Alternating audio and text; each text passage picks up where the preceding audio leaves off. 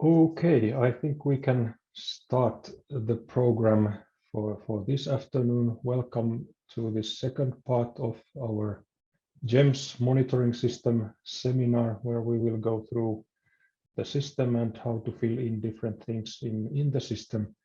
And as I said, this is the second part. The first part took place on Tuesday. Thank you for everyone who participated and welcome to this second part, whether you are a new participant or participated already earlier. We are here with our Central Baltic crew. Most of the talking today will be done by my colleagues Laura and Normunds, but as others may step in once in a while to answer your questions or otherwise make comments or remarks. But I will just go through some practicalities.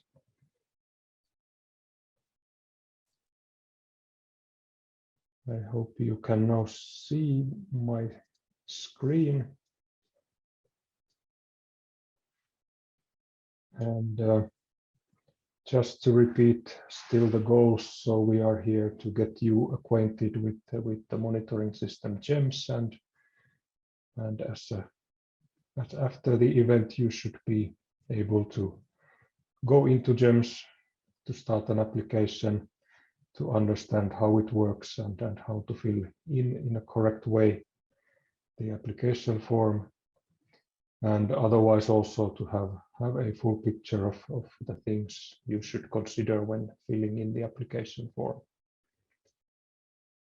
Zoom begins to be familiar, I guess, for most of us, but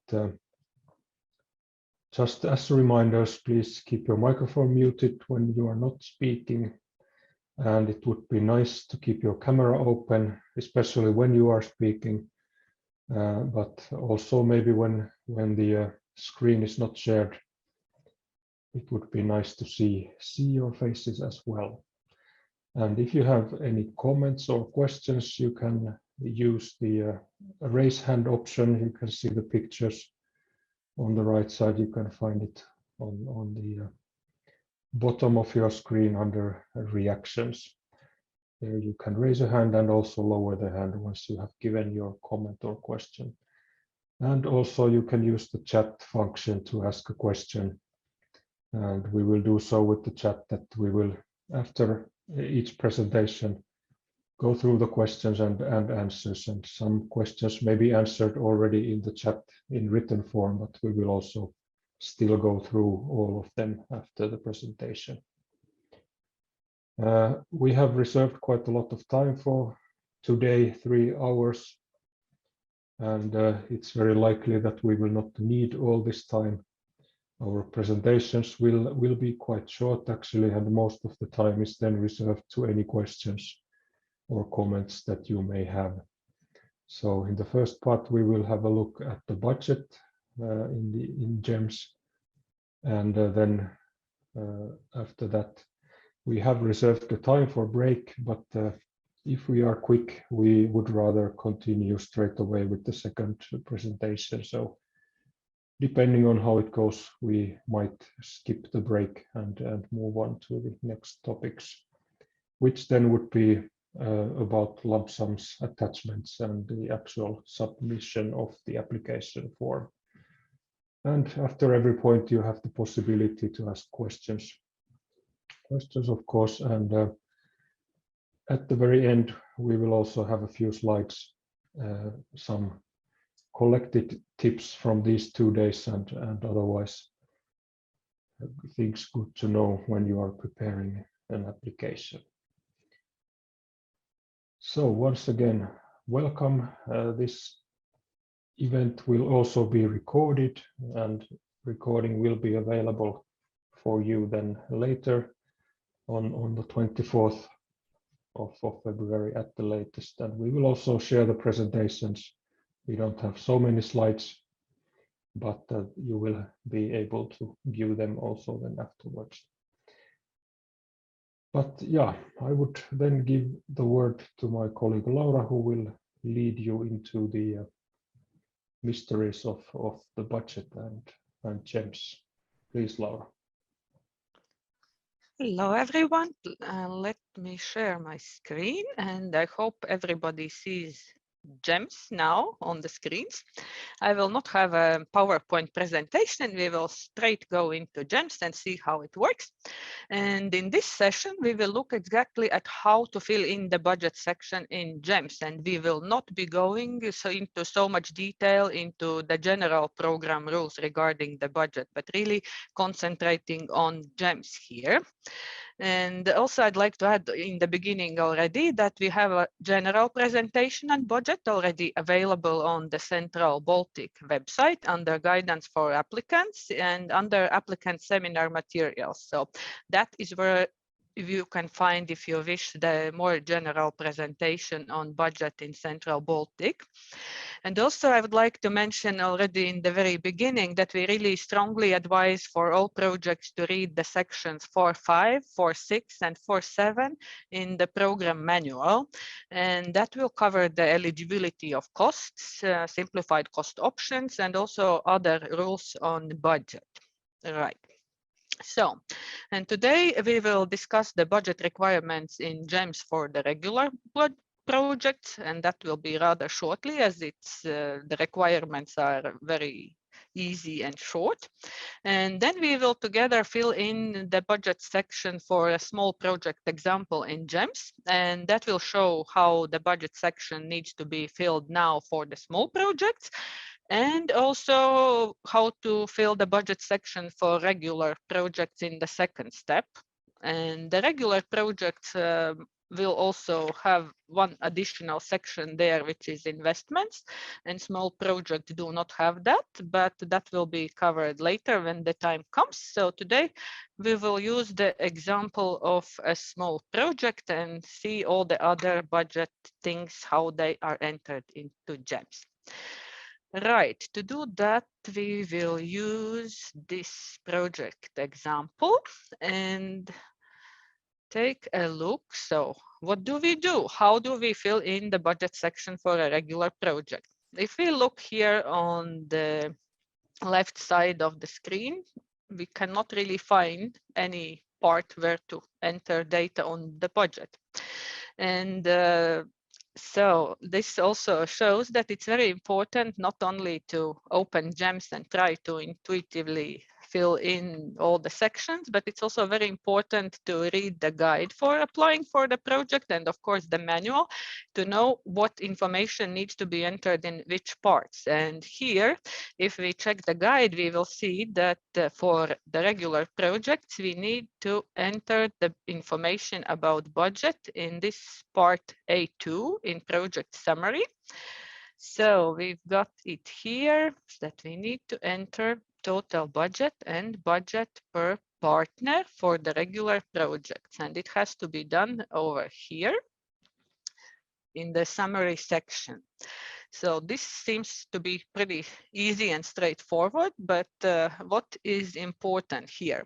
So firstly, it's a first step and we require total budget and budget per partner. It's indicative, of course, but we would ask you to try to be as precise as possible.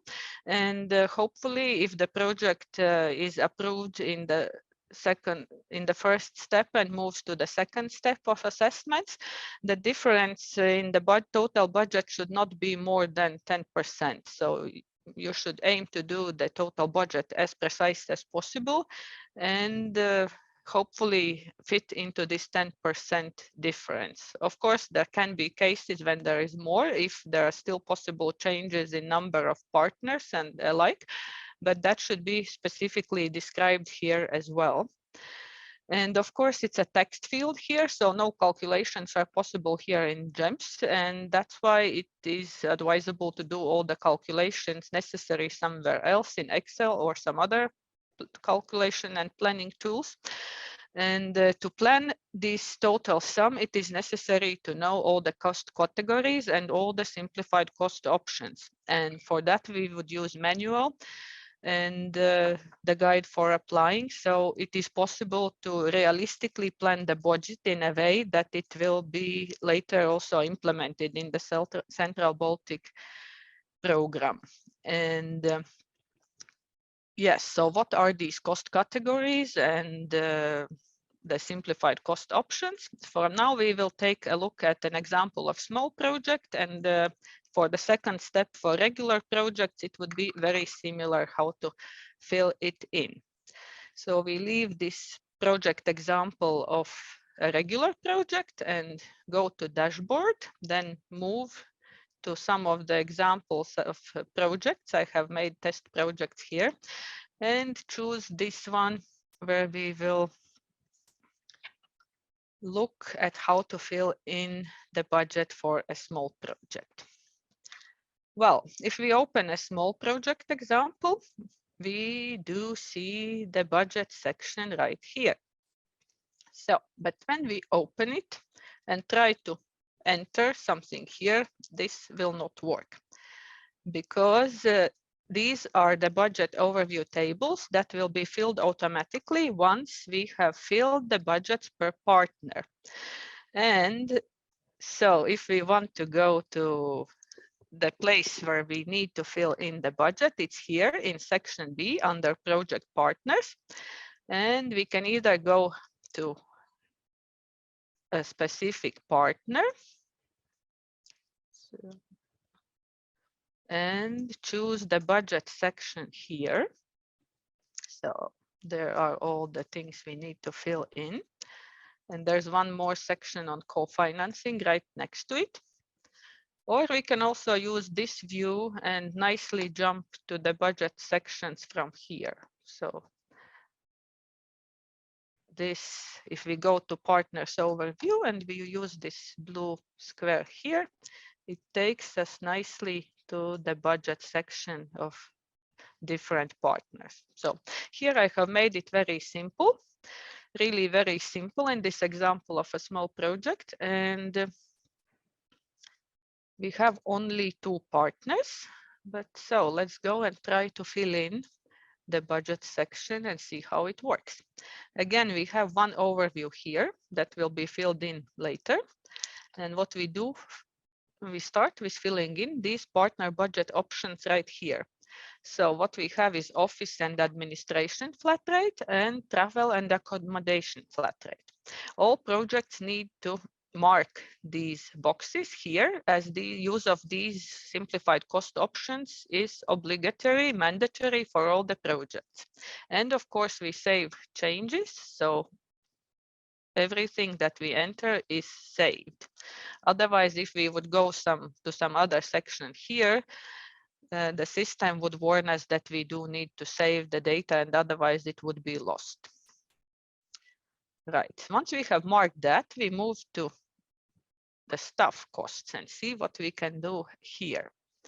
So for the lead partner, should we have a lead partner maybe from Estonia? We choose the hourly staff rate for Estonia and see what can we do later further on here. And we get this message right here.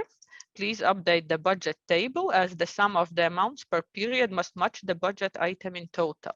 So this is because right here we have this field gap where it shows how much is the difference between the different periods that we need to fill in.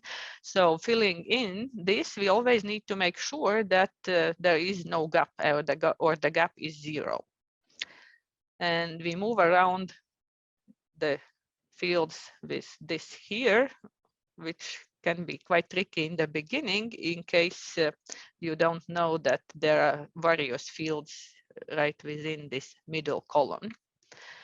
So we have a partner in Estonia and we can write in what kind of employee that would be working here. And at the moment we can write it here in the comments and describe what that person would do. So it could be a project manager right there. And let's create another. So that person, the other one could be, for example, teacher for training project. So we have 2 employees and let's go further what we need to show here. So number of units here, we need to show how many hours will be worked by each of these staff. And we could try this number, as that is the largest number we can have for 1 year. And this small project is for 1 year. So we would use the largest number of hours that is possible, as that person would work full time. And the teaching would not happen for all the year long. So that would be less hours. And we could do, for example, this number of hours, as that is the maximum that can be used for half a year for one reporting period. So now we have defined how many hours would be worked here. We have this price per unit for Estonian number there. And going further, we see the total sums for how much would be devoted to these staff costs in the project for this Estonian partner.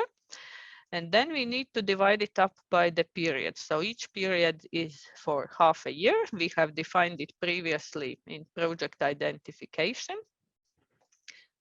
And now we need to divide it in two parts here. So this one is 49,000, and it should be, the half of it should be like this. And we have to calculate it somewhere else. So to make the calculation, to divide this sum into the periods. So maybe it could be also said that Jems is not the most convenient tool in case you have a large project with many cost categories and many positions there, so that you might want to use Excel for all the calculations. But for a small project, it's also quite nice and easy to fill it in right here. And once I have entered the numbers, we have 0 gap. So the data are correct for this position. And the same we need to do for the second one, for the teacher. And here, so what do we have it there?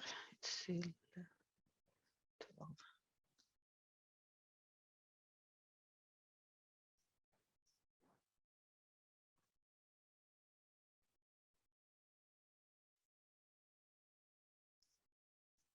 And do the same for, or actually maybe for the teacher, we will assume the teacher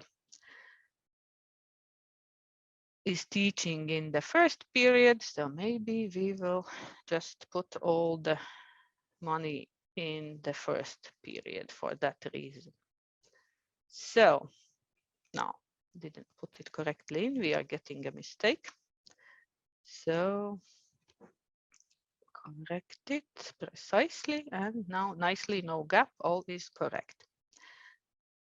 So, and what do we see further? Once we have put in the data for this partner for the staff costs, the system automatically calculates the number for these boxes that we ticked in the beginning for office and administration and travel and accommodation flat rate. So it doesn't matter if the project actually foresees some travels or how the office is organized, all projects would receive this sum of money accordingly. Good. So once we move further, let's see, actually it hasn't asked us to save for a while. It has. So let's save changes. And see what can we do further. External expertise and services. Once we have this cost category, let's see what we can do here. What do we have here? So we have this simplified cost option of face-to-face events, and we have this NA, which we would use if we have some real costs here. Well, talking about real costs, I need to mention that in case it's a small project that is smaller than the maximum sum allowed, those projects are allowed to use only simplified cost options. Even if the system allows to enter larger numbers than the maximum sum for one project that is allowed, or if the system allows to use real costs, but you really need to follow the guide, follow the manual, and take those rules into consideration and fill the system according to what is said there. Well, here we can choose this face-to-face event for Estonia. Could say it is whatever additional information we want to show here. And well, it could be a seminar for 10 people and 2 days. So we have 10 people, 2 days.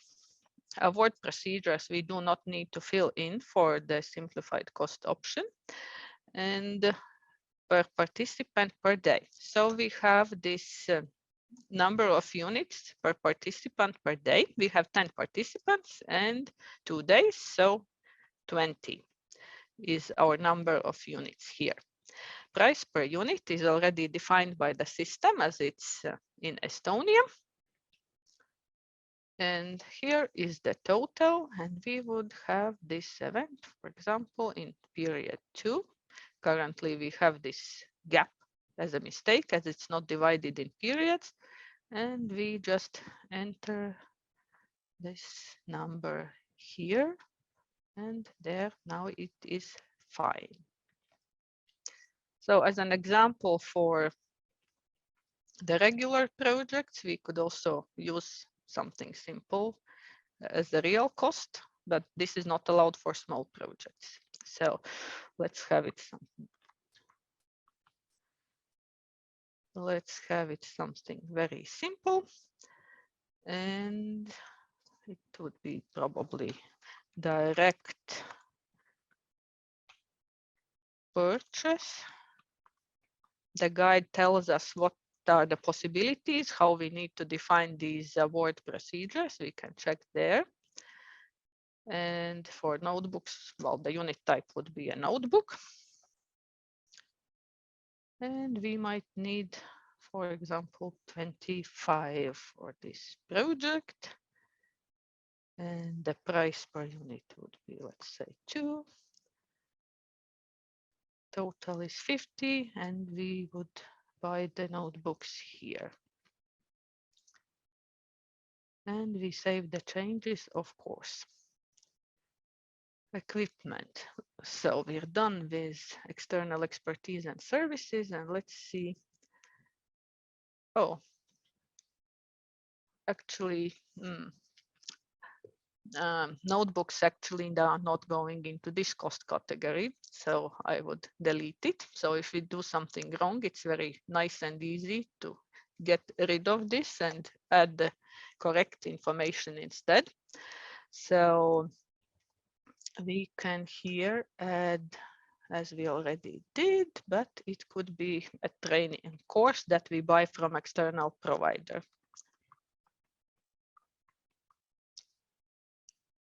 So what do we have further here?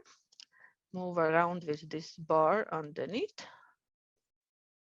And it would be, so a training course for 10 people. And 1. So what we have comments, 10 people, award procedures, that could be, let's say, bid of 3 for this position, according to national legislation, whatever it would be. So the unit type would be a course. Number of units 1. And price per unit could be maybe 5,000 here. And we would do this course maybe in the first period. So all is fine, no gap here, and the correct cost category is done here. So it's very important to check whether the right things are entered in right places. Equipment. Now we really move to the equipment and see what we have there. So there we have project management equipment unit cost. That is to use for all projects. And the description here is automatic. It's hourly rate for project management. And So this is for the simplified cost options, not necessary. We have the specific hourly rate, and the number of units here would be, so the total number of hours for the project. So we have to go back and check how many hours we have in staff costs. So number of units we have right here, and we can make a sum of these and enter at the equipment for number of units. And again, you have to make these calculations elsewhere. It's not automatic there. And price per unit is 23 cents. We have total calculated right here. Yeah, and we need to divide it by period.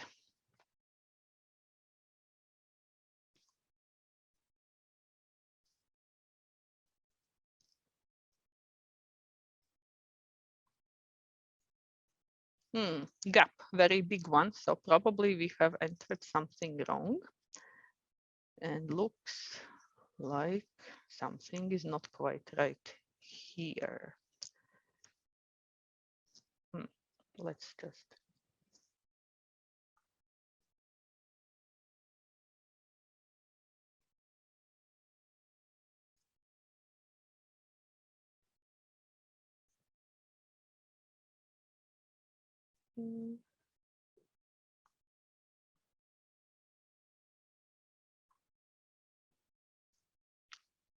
So now the gap is 0, and this is fine and calculated correctly. We save changes every once in a while.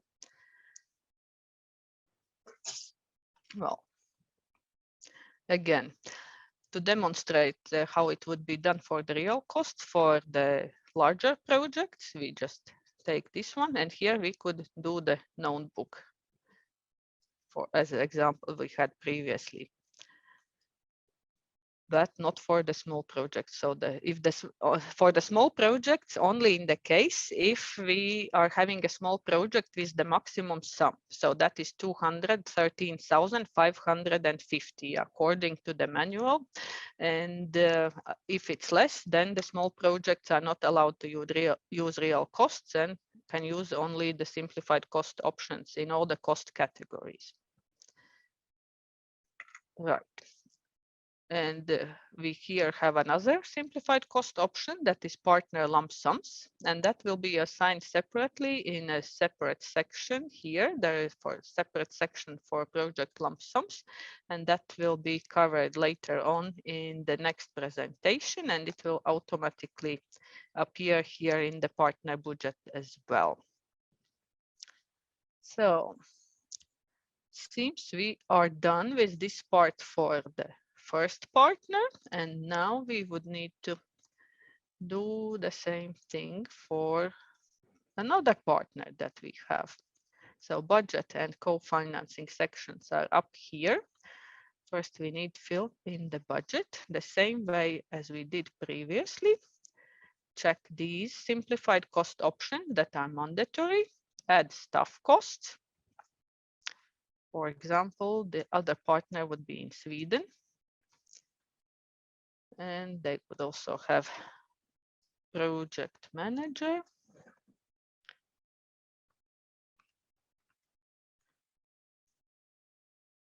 Hourly rate, number of units as for the other partner.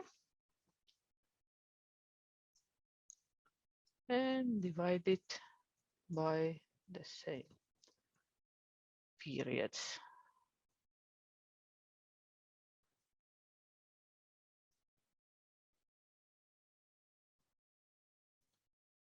No gap, seems fine, we save. And add the other Swedish colleague.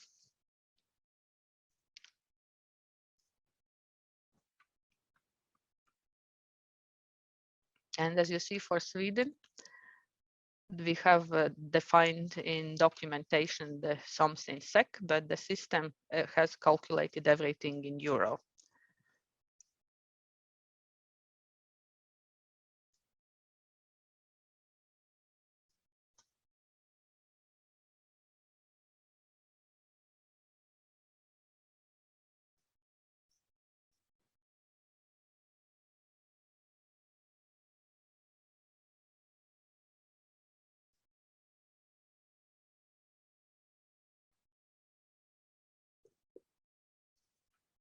there. Staff costs are done for this project now, and automatically we see the office and administration, travel and accommodation, flat rates already calculated by the system. Let's add external expertise and services. So another face-to-face event. We can move around with this and do the numbers here. So again, if we have, for example, 10 participants, price per unit is 87. And we are missing something. So, oh, if we are having 10 participants and 2 days, then we need 20 here. And we will have it in period 2, maybe this time. So the whole of this total goes to period 2.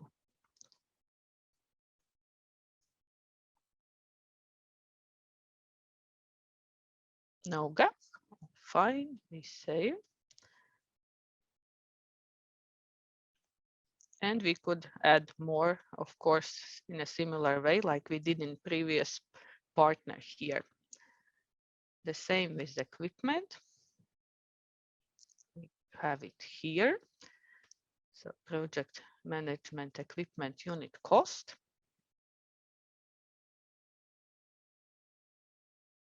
So unit type is hourly rate. And it's the same for all countries. This one here, we add the total number of hours.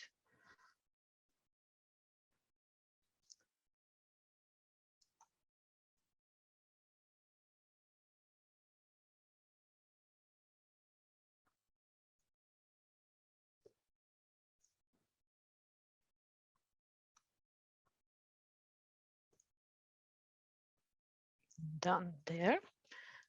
And for the small project, we are not adding real costs if it's below the maximum sum. And the partner lump sums would be coming from the section here. So what do we see now? If we look at the project overview, so can't see much here because we haven't defined the co-financing yet. And we take a look at section D. Some things have appeared here, but not all of them. So we entered the cost category, so we can see an overview per partner and cost category, not per fund yet, as we have not defined the co-financing, and the overview is not quite full yet either.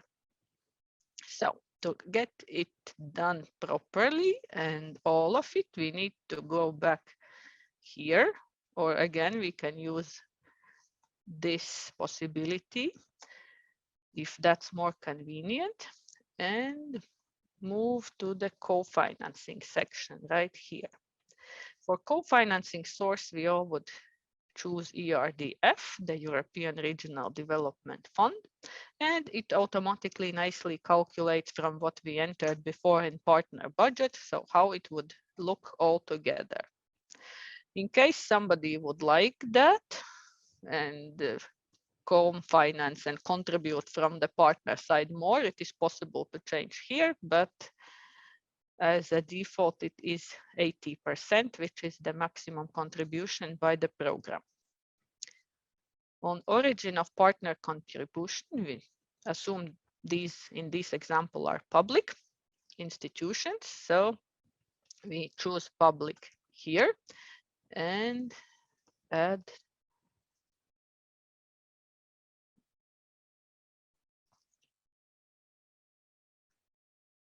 it here.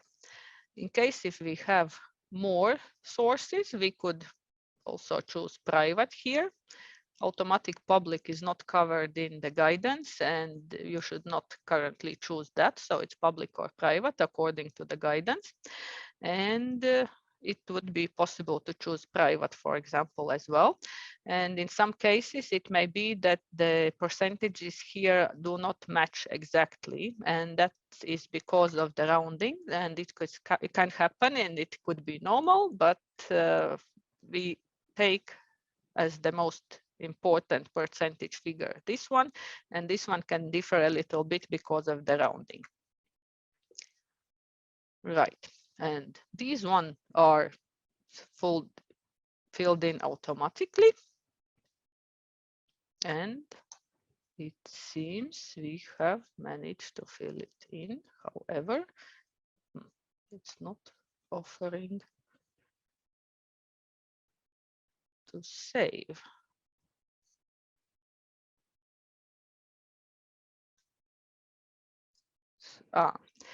We need to make sure everything is correct and there are no empty fields left. And now it is working, and when we can see our co-financing and save it nicely. And the same needs to be done for the project partner number 2, co-financing. So we choose again ERDF. This partner also would like to receive 80% of program co-financing. And here is the co-financing by the partners of the partner contribution. It's also a public organization, this partner, and we add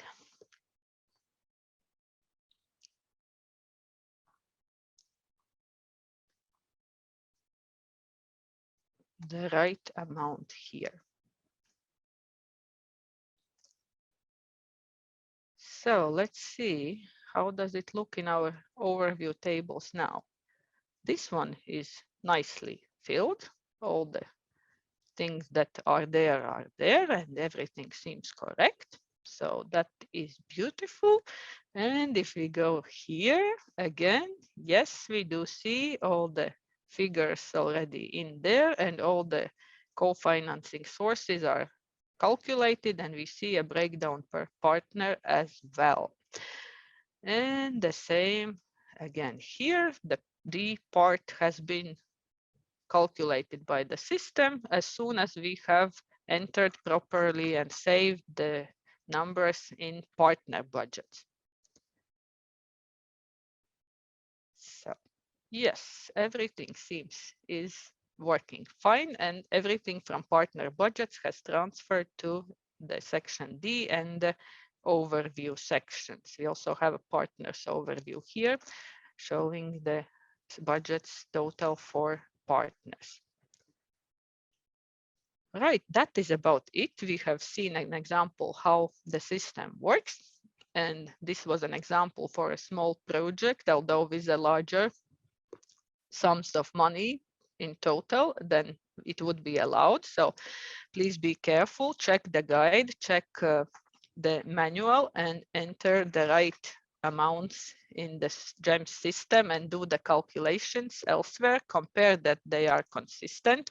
Make sure there are no mistakes in entering data in the Jems system.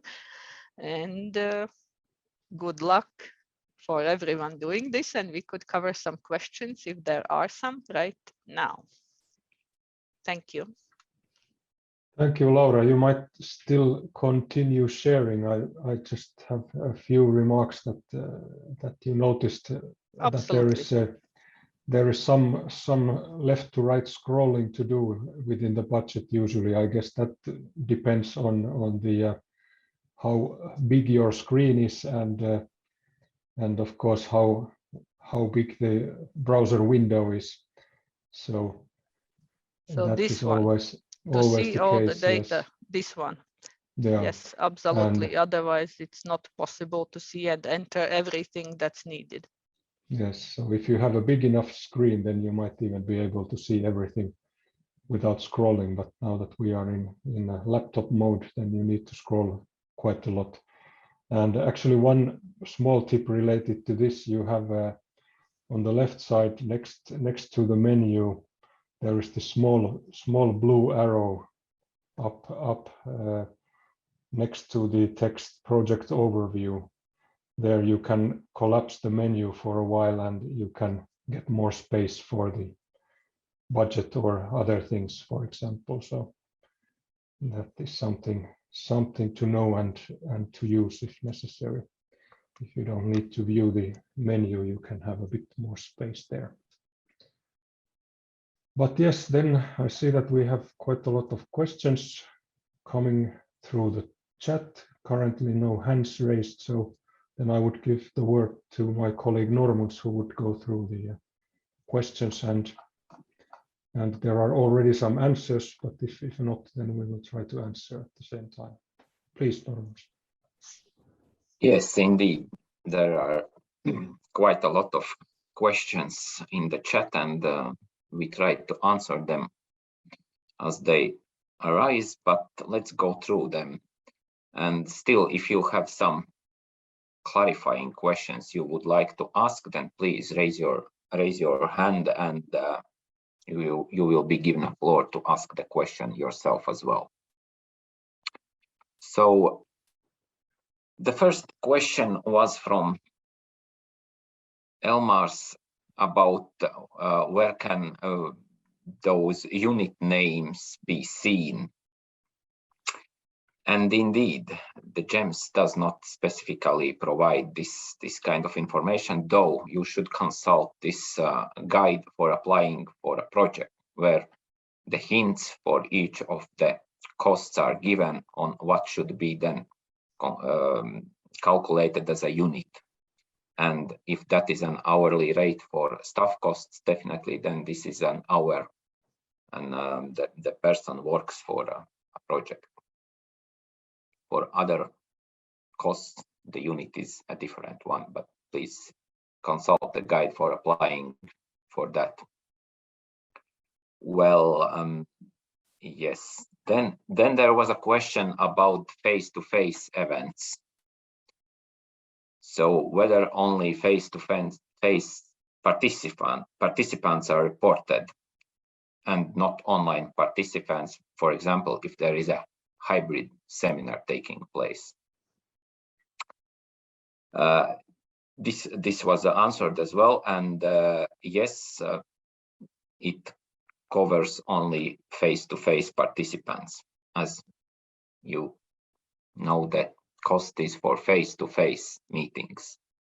For other kind of events, you should apply a different cost category, or probably if you have an online meeting, I suppose that it might even not bear any costs, as this Zoom or Teams could be used for that as well. So in case you plan have a face-to-face meeting, you then budget these costs in the budget of the project. Then there was another question about quite a specific one, though, I would say, about whether the installation services are budgeted in budget line external expertise as real costs, or should it be included in budget line equipment? Well, it's, I suppose, rather specific question, but you should follow the program manual and the guide for applying. And according to the program manual, only equipment as such could be budgeted and declared as a cost eligible. So in case those are some kind of services, then definitely this is not an equipment and you budget it otherwise. And there are more specific guidance to be aware of in case of equipment. I mean, a specific what is meant by equipment and how do you actually make it eligible. So please follow the guide, this program manual. The hint is actually as well in the answers. So about there was one more question about whether hourly rate is applied also to regular projects. Yes, it is applied for all projects, both small and regular projects, so no differences there. Then there was a question about the Jems itself. Or will the Jems will be updated in a way that a staff position can be inserted in the relevant field, not under the comment. but the answer given is that not, most probably not, as the staff function field comes from the SCO definition. So that is the answer to that question. Yeah. Then there are, I suppose, for some new questions to whom the answers were not given. So let's read them before and then see about some of the answers are there. So one of the questions is about preparation costs being part of the budget. Is there a separate tick to be made as the preparation requires also co-financing? Well, this we plan to cover this in the second presentation, but yes, there is a specific part, and I will show you afterwards what should be done to budget and these preparatory costs, which actually is a lump sum for the Central Baltic Programme. So part E of the application form is the one you should follow. Well, yep. And there is, it seems, one more question about small-scale investment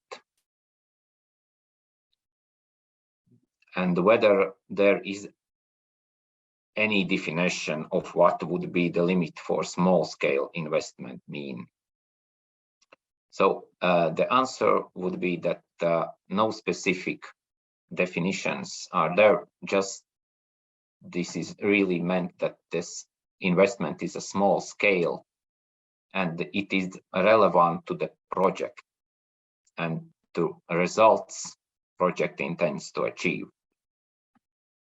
That is actually all I can say here. Probably if you have some more questions, then you can raise your hand and turn your camera on and mic on and ask the question. So we have a time still for that.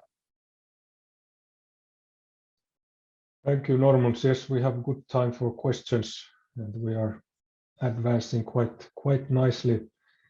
I hope the answers were satisfactory. I can maybe complement this small-scale investment thing as they are mostly possible in the environmental projects, and we have thought about this, and we don't have any definition on the what would be the upper limit of the sum for investments, but exactly like Norman said, these are mostly first and foremost based on the relevance to the project, so they need to be absolutely necessary for achieving the project results as such, and also otherwise relevant, and also to have this cross-border added value as well. But in general, for a regular project, I would say that this would be in the range of some couple of hundreds of thousands per project in general, but an exact sum cannot be given because this is so much depending on the relevance of the investment in question. But small scale anyway, so no big construction projects or these permanent big structures to be implemented with our funding. I don't currently see any additional questions or any hands raised. You can also save your question for later. It's possible to get back into these budget-related issues also in the later stages of the program. But as we have been very quick and so far the questions have been answered, I would suggest that we move on to the next presentation and let's not use the opportunity for a break at this point and move on. So then it would be Normunds who would continue with the next topics and covering, for example, the question regarding the additional cost categories, which were not handled yet. So please, Normunds. Yeah, thank you, Samu. Well, indeed. Good afternoon, first of all, to all of you. Let's proceed actually with this preparation cost, which is as well to some extent part of the budget. Just before we move into Jems, let me shortly remind about what is meant by this preparatory costs. And I hope that the presentation is on the screen. So let's move then to the lump sum, which is one of the simplified cost options applied within the Central Baltic Programme. And this lump sum is for preparatory costs. And for regular projects, this is for a second step when you apply for the project within the second step.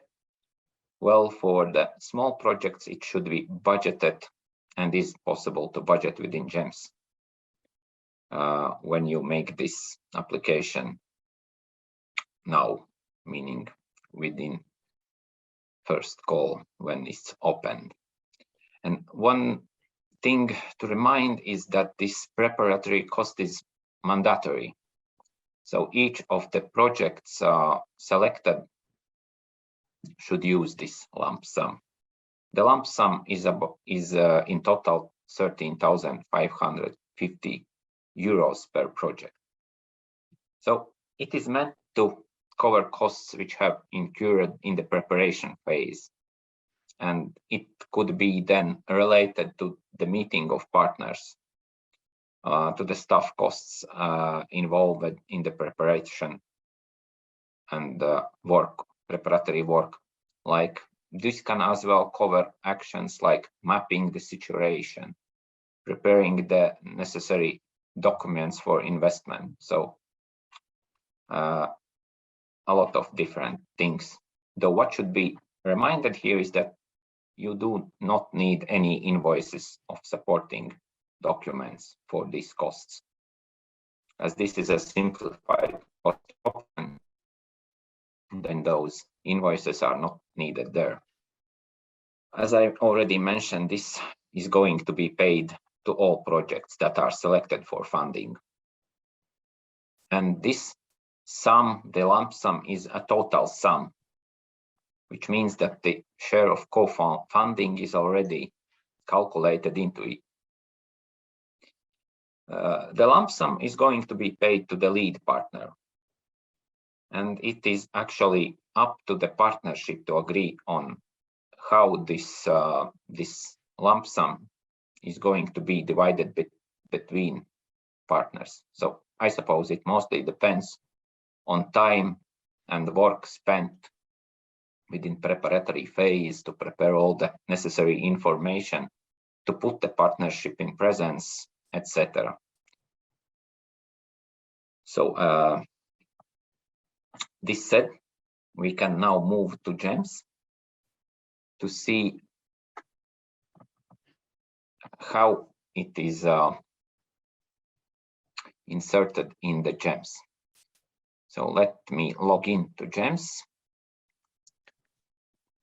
And as I already mentioned, that regular projects do not have this possibility at this time, since it's the first step of application phase to budget this lump sum. But though you should keep in mind that this lump sum is mandatory for your projects as well. So therefore, let's look at the example of a small project. And under the menu, which you can find on your left side in Jems, there is a specific part.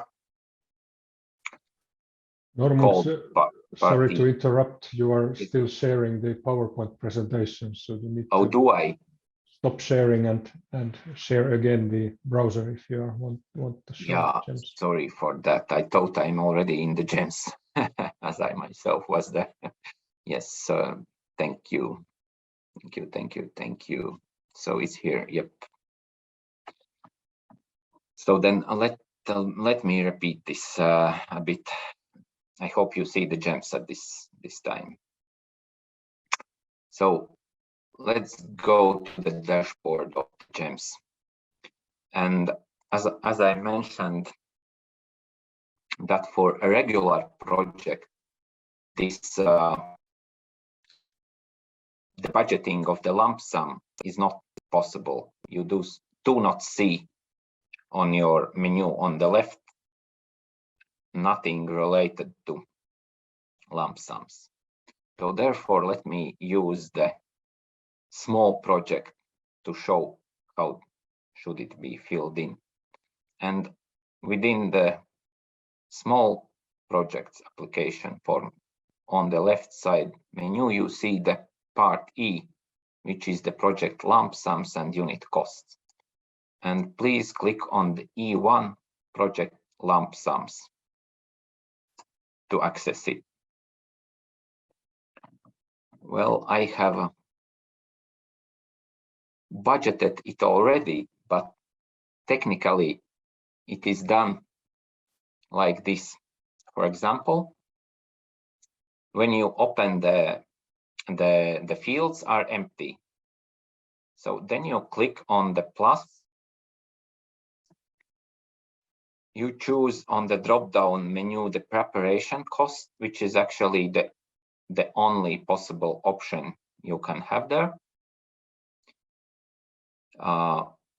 Choose preparation period as a period, and the costs appear there. The sum I mentioned, 13,550 euros appear. And then what you should do there is moving slightly to the right side. You should make this division between project partners. So a fair division would be nice. So the project I have here has only 2 partners. So we can divide it by 2, or we can divide it otherwise. So it is up to the partnership to decide how it will be split between the partners. For example, this one would fit as well as any other division which you find suitable. So you can divide it equally between partners, or divide the way you agree between the partners. So then let's maybe go back to the presentation. So let me then just take a time to switch to the right. I'll stop sharing now. And let's continue with the presentation on attachments, which is the next part in Jems. So again, briefly reminding what is meant by annexes. There are several annexes, attachments, which are mandatory to submit when you submit the application form. And not going very much into details, the details are always to be found in the program manual. But to name those annexes, those are the confirmation letter. This is the document verifying the right to sign. This is the partner contribution statement, a letter of intent, a declaration of financial capacity, and supporting documentation for investments. So not all of them apply to each of the partners. Some of them should be provided or attached only for lead partner, some for all of the partners. And for example, the documentation for investments should be submitted only in cases if this applies to you.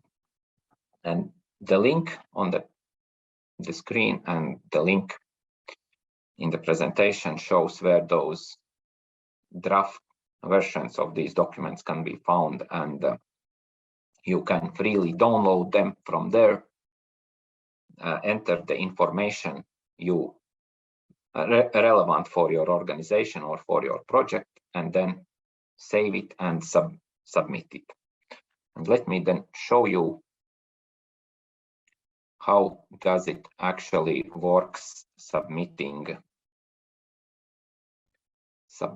the application documents, the attachments.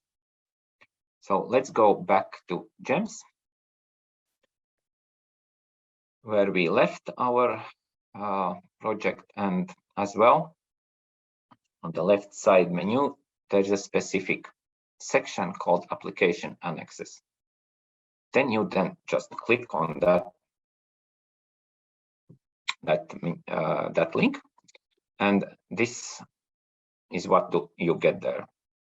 So you see that this section is somehow subdivided between the application document attachments and attachments which may relate to partners. So let's try to upload. You see there is nothing at the moment. So to upload a file, you just click on the button which says exactly what it says, upload a file. Then, as it is similar to other programs which use some kind of document attachments, you just browse your computer and find the relevant document you would like to attach. Then you click the button on your left, and after a few seconds the attachment appears there. So as you see, the file name is exactly the one I have in my computer, though it would be good that it's actually possible to rename it, and in some cases it might be able to rename it or to provide a description. So after you attach that attachment, it is not possible to rename it, but you can provide a description. What is it meant by this file? For example, this is a confirmation letter from lead partner. You save. Then the same can be done under this section for partners.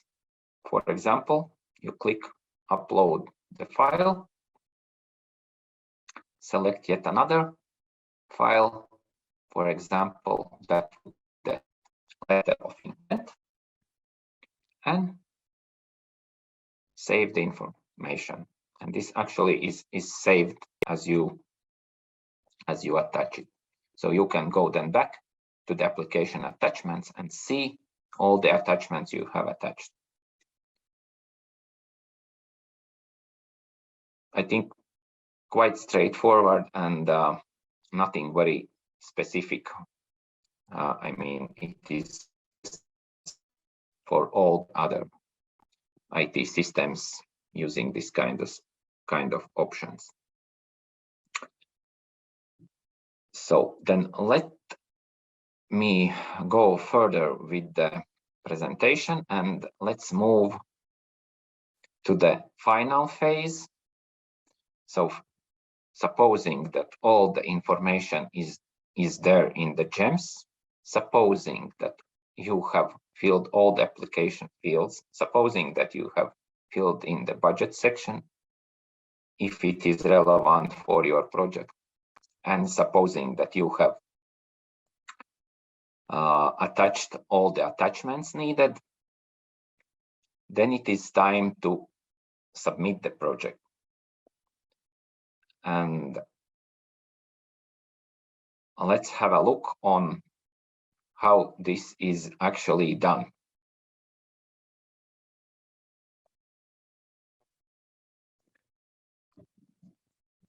Well, just as well a small reminder of what to submit and how to submit. So the submitting encompasses both the application form and all the relevant obligatory annexes.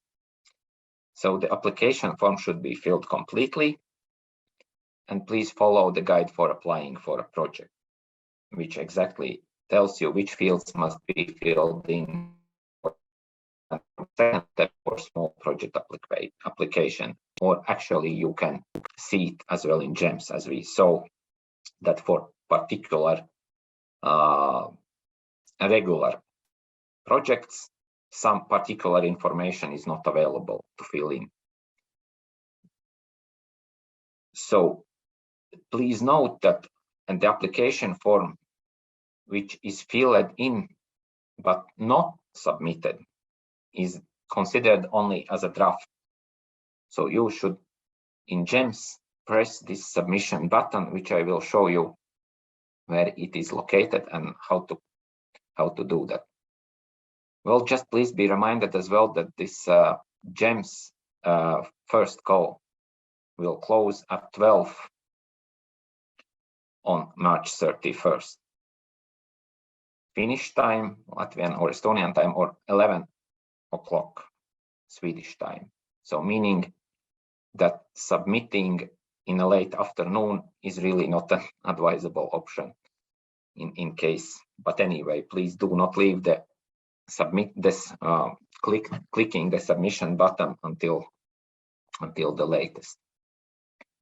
Well, then how to submit? Well, this is done in the Jems, and we will see how it is done. So all the attachments, I saw that there was a question as well in the chat about that,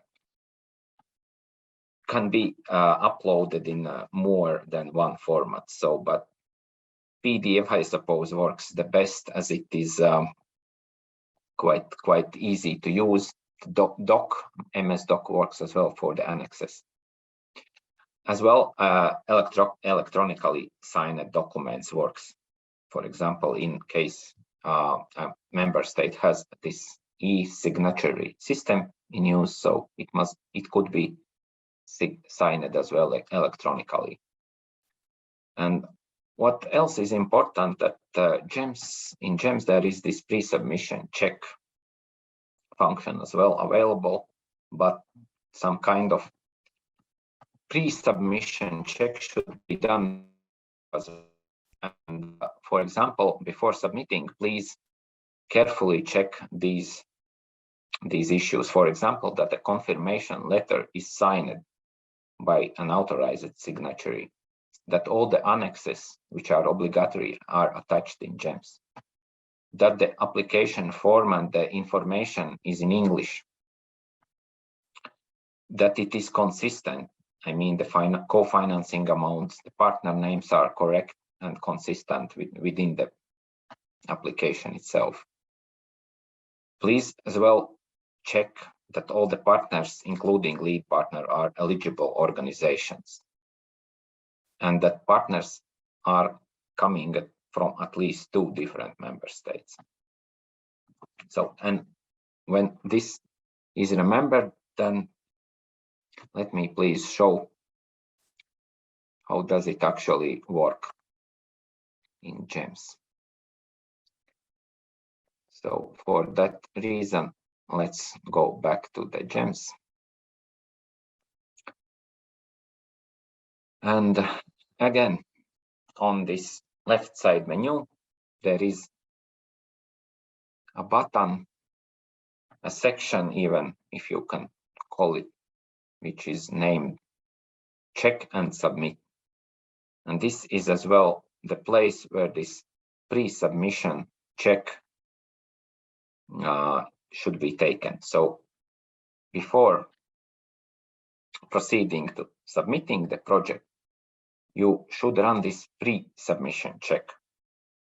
Well, for particular reasons, as I am using the test version of this of the Jems, it will not work. But anyway, you just click on this submission check, and then a list of potential mistakes or errors will pop out.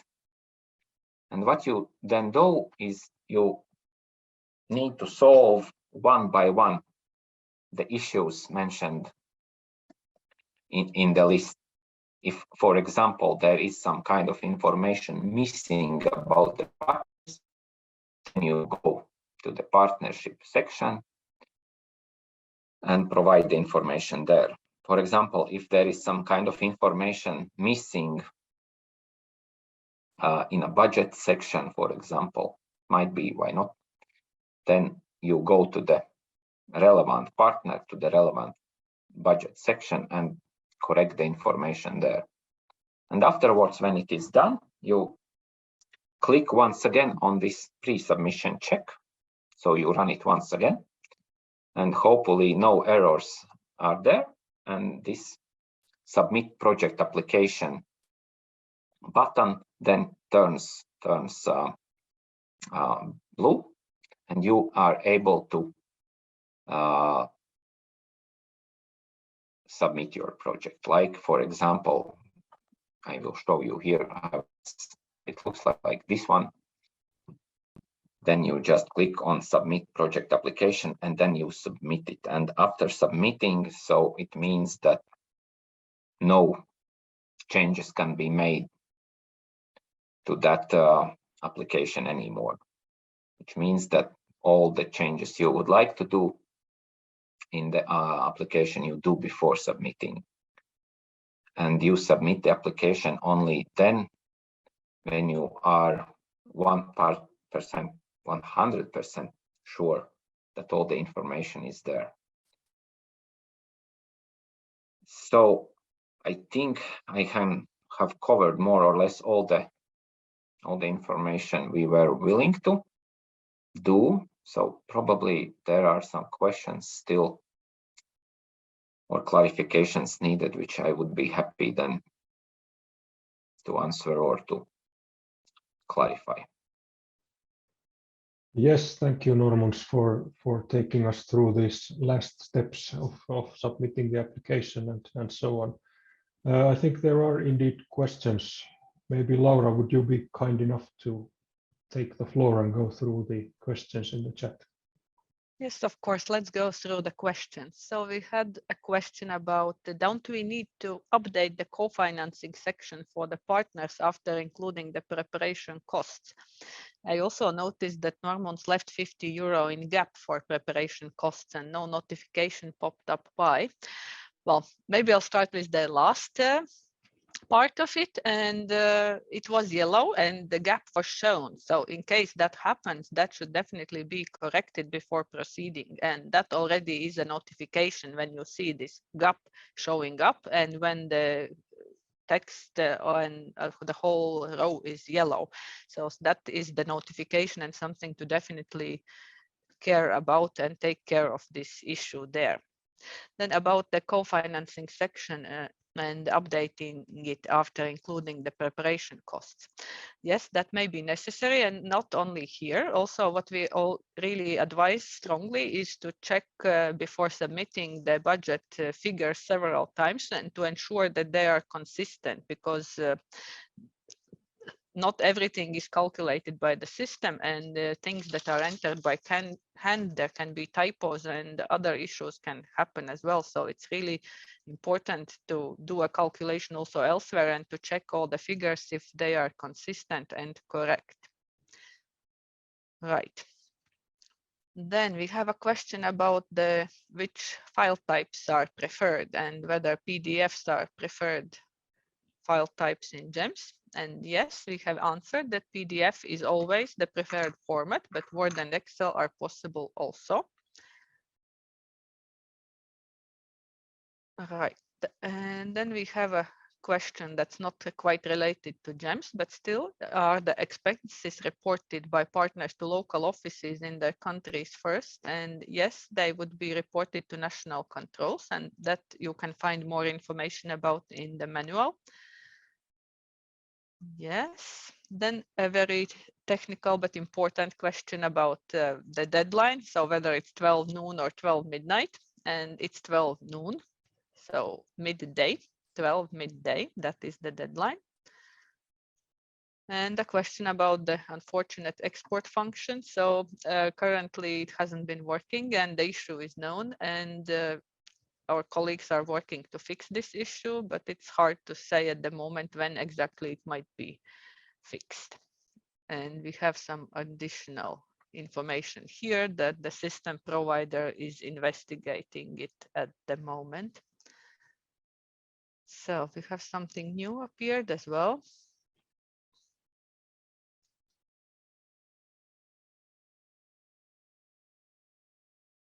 About who can push the button to submit the application when ready. So it shouldn't be necessary for legal representative, or maybe Normunds, you would like to take this one? Just Yes, to be sure. I can take this one as well. I mean, physically, the button could be pushed by anyone. I mean, but preferably it is the person who is the one actually filling in the application form. So this legal representative is needed to sign the document, which then is attached to the application. And you can go to the program manual for more details on that. So the person who is, how to say, registered in Jems and has filling the application is the one who submits it. Usually it is the lead partner, definitely.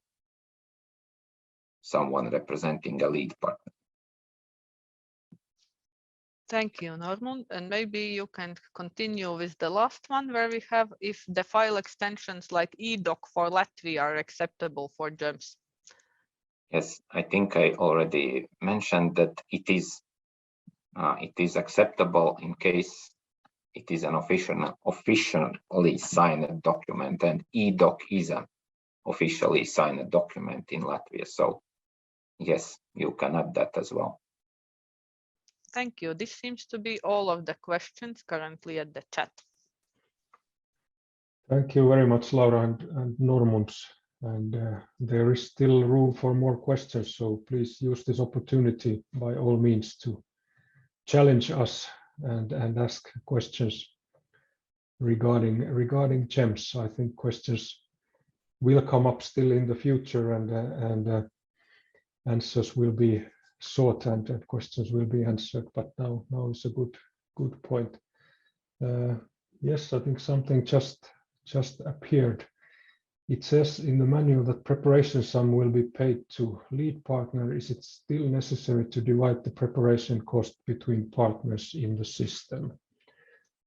Yes, it is. If you are going to divide the sum between the partners, of course, if you decide that the lead partner has done all the work and no one else needs this preparation money, then that's fine as well.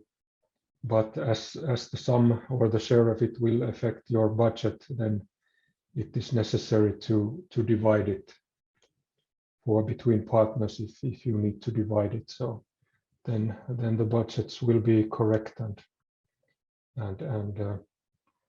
there are no confusions related to that.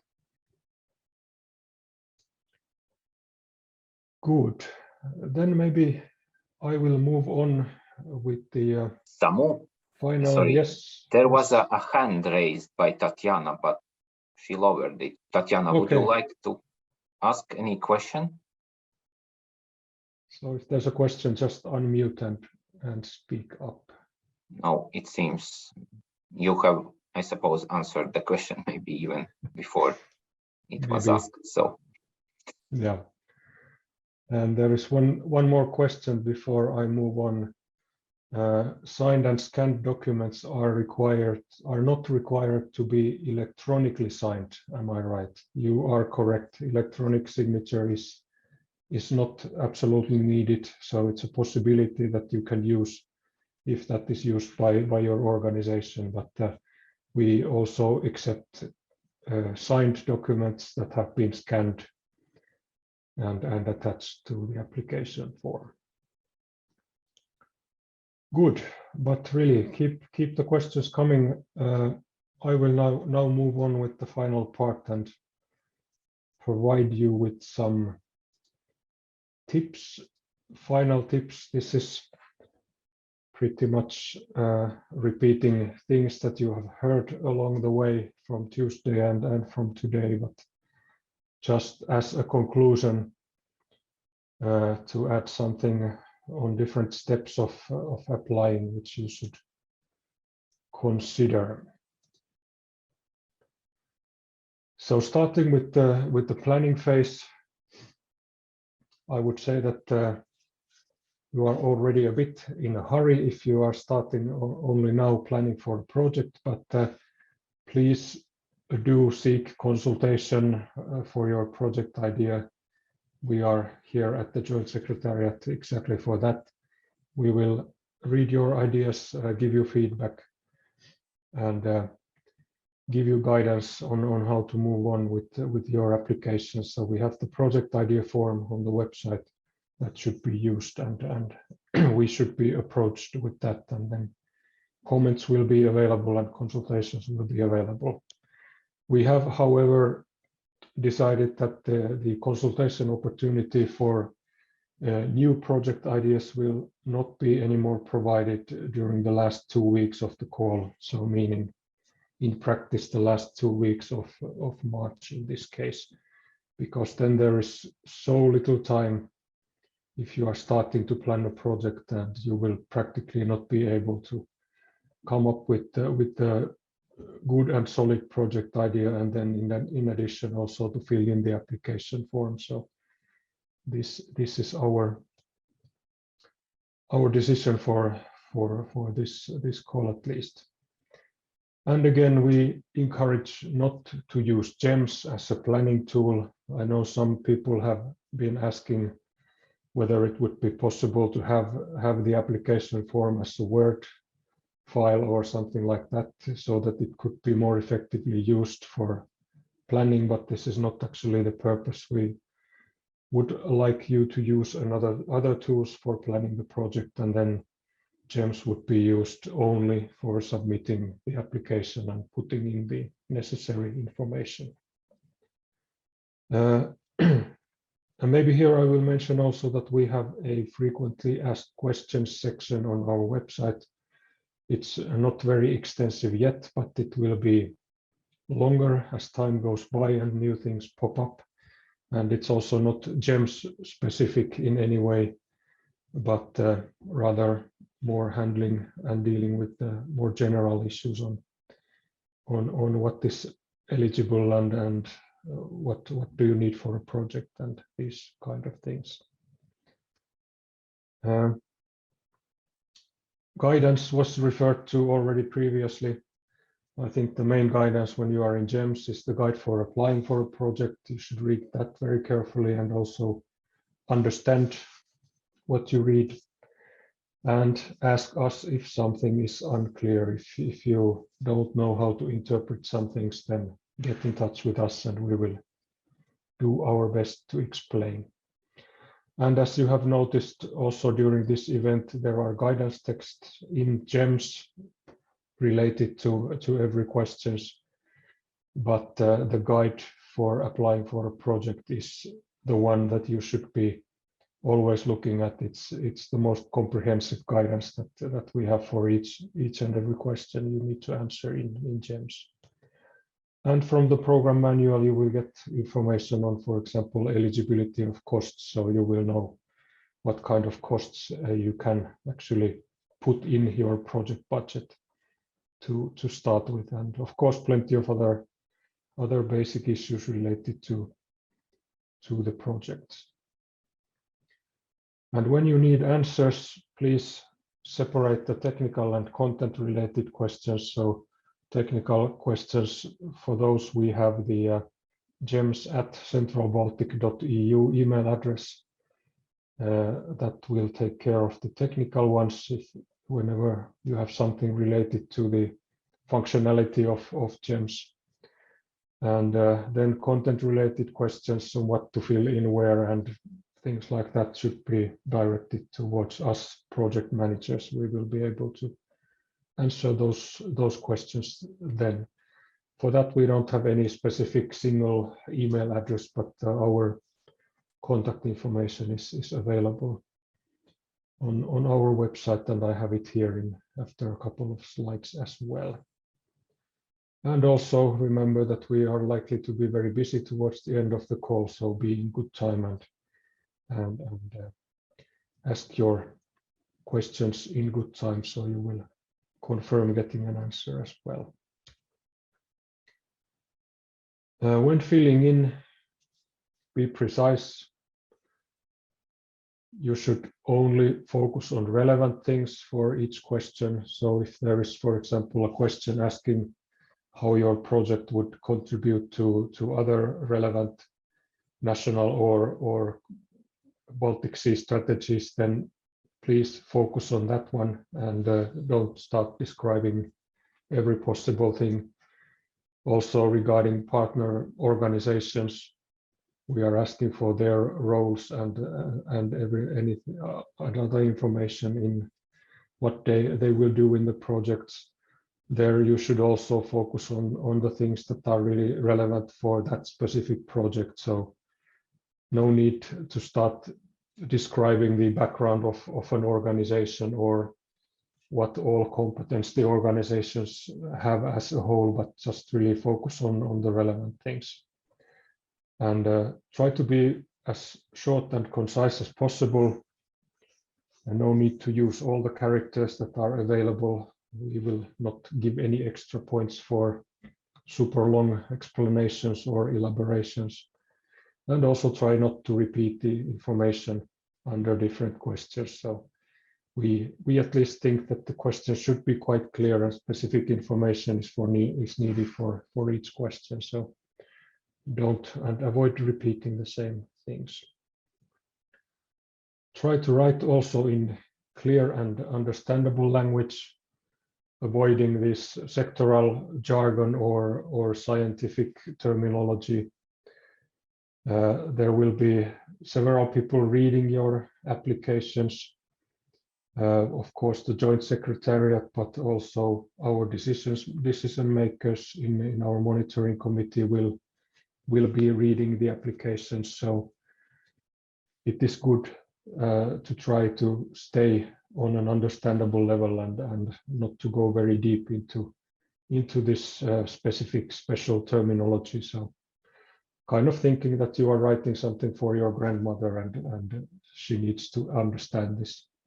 That's always a good starting point of being understandable.